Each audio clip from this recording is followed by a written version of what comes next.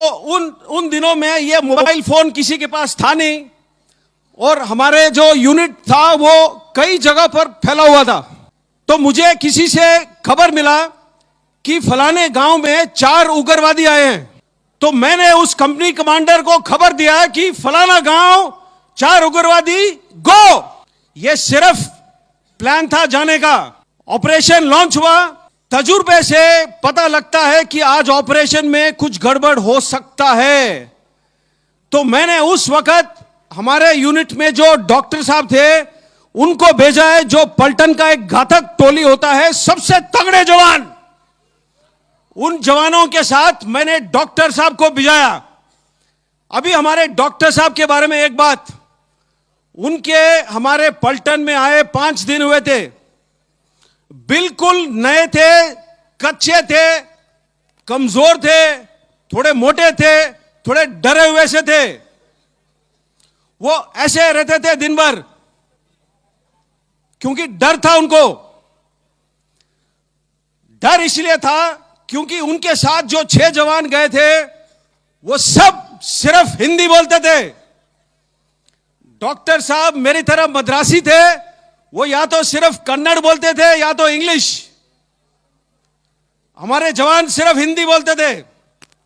तो डॉक्टर साहब को डर था। दूसरा, जो मेरा मौजूदा पोजीशन था, वहां से जिस गांव में उग्रवादी थे 6 घंटे का पैदल का रास्ता था।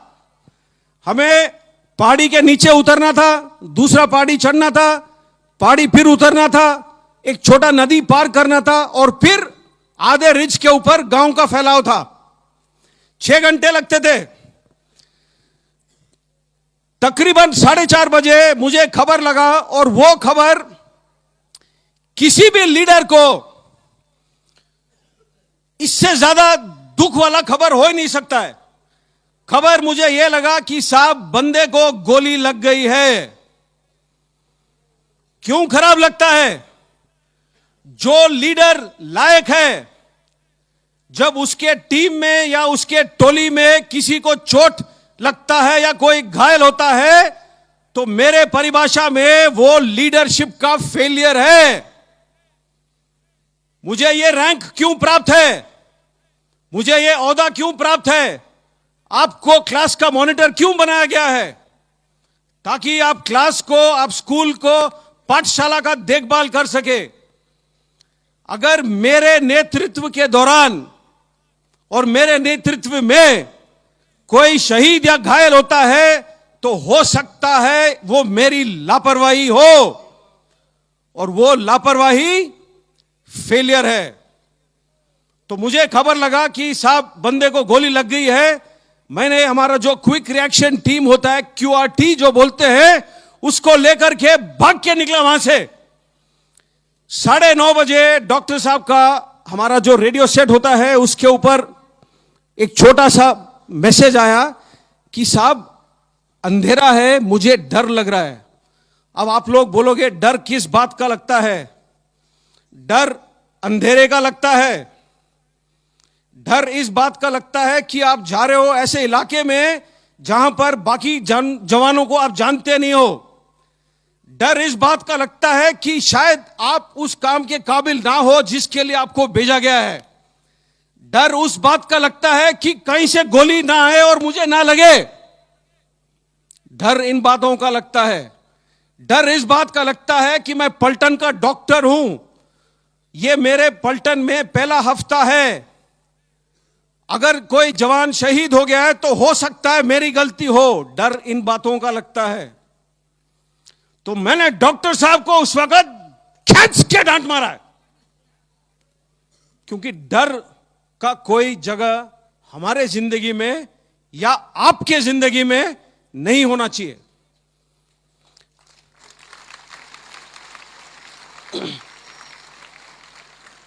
मैंने बोला मेरे को दोबारा कोई मैसेज नहीं चाहिए आपसे। तकरीबन 11:30 बजे डॉक्टर साहब का फिर मैसेज आया।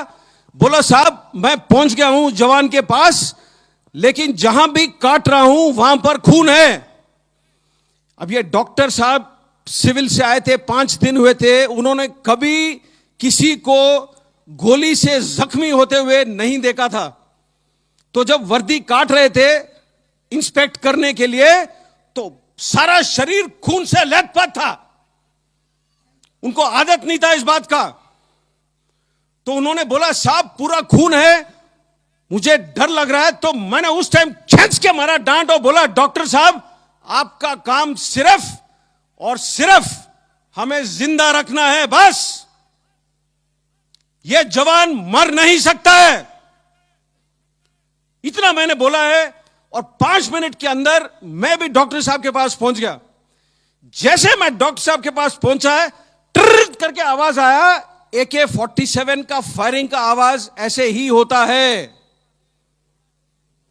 आपको मालूम होना चाहिए कि मुझे 5 बार गोली लग चुका है। मैं अभी भी खड़ा हूं आपके सामने, स्टेज से कूद के भी आ सकता हूं, आपके साथ पीटी भी कर सकता हूं।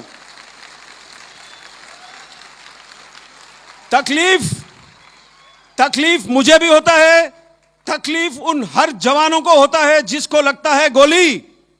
लेकिन मैंने बोला एक चीज है जो विज्ञान से ताकतवर है, दिल। उस दिल से चलता है यह फौज, और इस फौज से चलती है यह देश। तो यह याद रखना है आपने।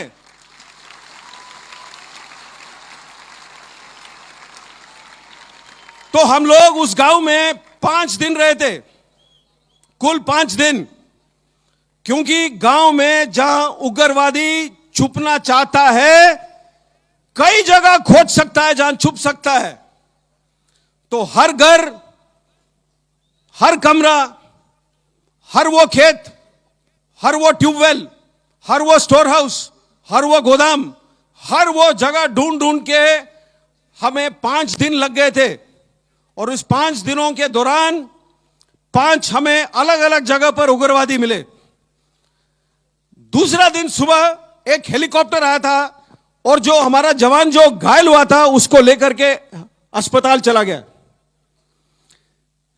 छठे दिन हम लोग वापस आए, और सबसे पहला सवाल मैंने जो ओहदेदार से पूछा कि साहब बंदा कैसा है, तो जवाब मुझे यह मिला कि साहब 2 दिन से अस्पताल से बात हो नहीं पाया है। मेरे परिभाषा में और आपके परिभाषा में कोई बहाना देना मंजूर नहीं होना चाहिए। अच्छे नागरिक वो होते हैं जो सुझाव ढूंढते हैं, जो मसले को हल करते हैं। लेकिन उसने बोला कि साहब 2 दिन से बात नहीं हुआ है। मैंने मरा बड़ी डांट। ताज्जुब होगा, जब डांट भी अच्छी लगती है, साला टेलीफोन भी चलना लगता है। तो टेलीफोन चला, मैंने अस्पताल से बात किया। अस्पताल में जब आईसीयू से कनेक्ट हुआ, अस्पताल में जो नर्स ड्यूटी पर थी, उसने यह बात मुझे बताई, मैं आपको बताना भूल गया। जब हमारा बंदा अस्पताल ले जाया गया हेलीकॉप्टर के अंदर, उसके पेट के अंदर के हिस्से, जो स्टमक है, जो इंटेस्टाइन है, वो पॉलिथीन बैग में साथ डाला गया। पॉलिथीन बैग में हेलीकॉप्टर के अंदर उसके साथ। तो उसको चोट इस प्रकार से आई, जो नर्स ने मुझे बयान किया था, मैं आपको बताता हूं। ये 2003 की बात है, 16 साल हो गए पूरे, 17 होने को आ रहे हैं। उसने, नर्स ने बोला कि साहब उसके जो लेफ्ट वाला फीमर है, जो फीमर होता है, जो थाई का सबसे बड़ा हड्डी होता है शरीर का, वो 2 जगह पर फ्रैगमेंट हो गया। फ्रैगमेंट का मतलब क्या है? जो पेंसिल है जब आप तोड़ते हो तो 2 हिस्सों में टूटता है।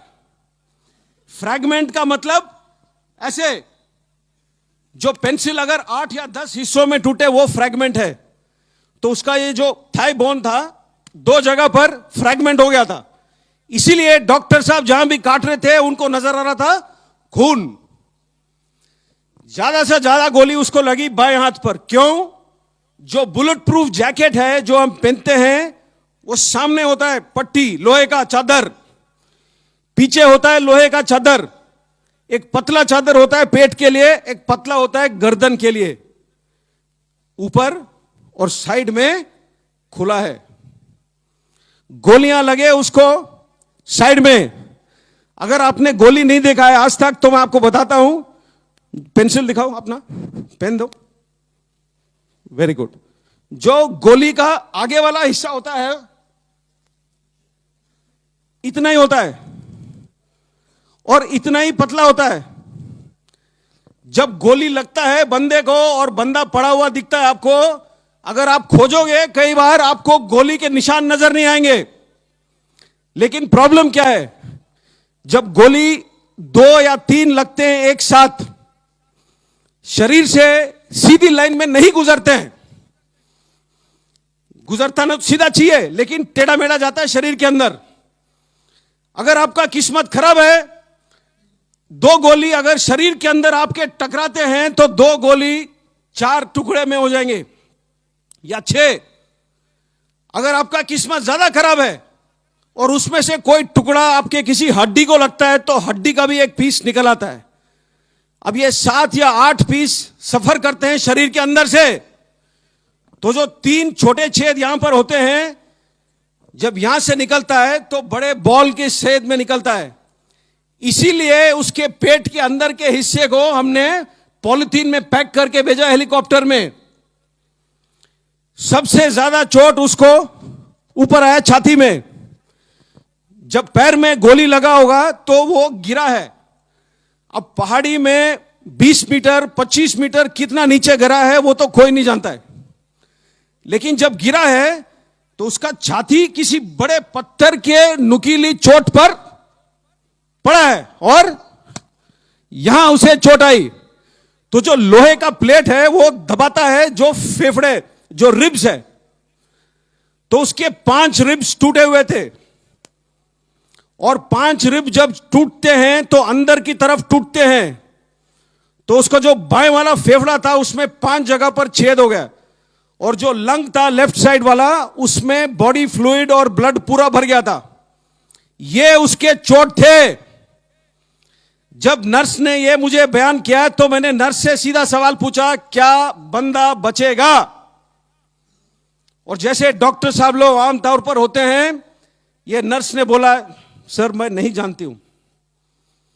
तो हम लोग जो वर्दी पहनते हैं थोड़े, मैं बोला ना, दिल से करते हैं हम काम, दिल से। तो मैंने अपने सोच में मुझे यह लगा कि अगर मैं उससे बात कर सकता हूं 1 सेकेंड, तो हमारे जो 1000 जवान हैं उनका जो मन का शक्ति है, जो दिल का शक्ति है, वो मैं उस तक भेजूं टेलीफोन के थ्रू। मैंने नर्स को पूछा क्या मैं बात कर सकता हूं उससे? तो उसने बोला कि साहब 6 दिन हुए इसने आज तक बात नहीं कही है।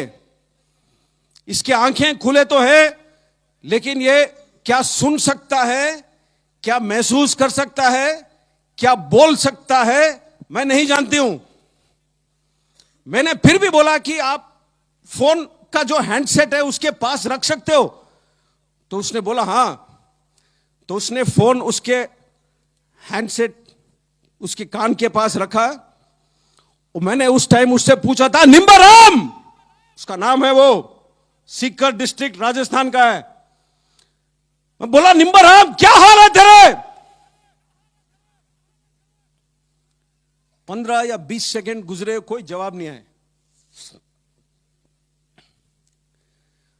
मैंने सोचा शायद वो खत्म हो रहा है, शायद वो सुना ही नहीं मेरी बात, शायद वो बोल नहीं पा रहा है। मैं फोन रखने वाला ही था अपनी तरफ से, क्यों उस टाइम तक मेरा दिल पूरा ही टूट चुका था। फोन मैं रखने वाला ही था। एक बिल्कुल पतली सी आवाज में जवाब आया, इतना चोट खाने के बाद बिस्तरे पे पड़ा हुआ है जवान, पतला सा आवाज में बोलता है मेरे से कि साहब पेट में थोड़ी सी तकलीफ है। और फिर बाद में बोलता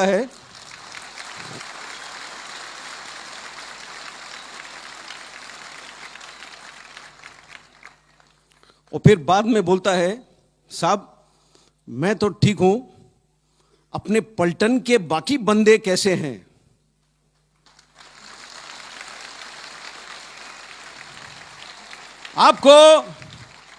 आपको कहानी सुनना है तो कहानी ऐसे सुनो। कहानी सुनाना है तो कहानी ऐसे सुनाओ। जो जवान खुद मृत्यु के दरवाजे पर खड़ा है, वो मृत्यु के आंखों में आंख डाल करके खड़ा है उस वक्त, और वो सिर्फ सोच रहा है अपने टोली में बाकी बंदों के बारे में। यह होता है सेल्फलेसनेस, यह होता है किसी और को त्याग करने का काबिलियत। अगर आज के तारीख पे तिरंगा लहराता है गर्व से हवा में, ऐसे लोगों के वजह से लहराता है। यही वो सांस है जिससे यह देश जीता है, और इसी जवानों के वजह से मैं हमेशा कहता हूं, मुझे 5000 जन्म दे दो, मैं दोबारा यही वर्दी पहनूंगा।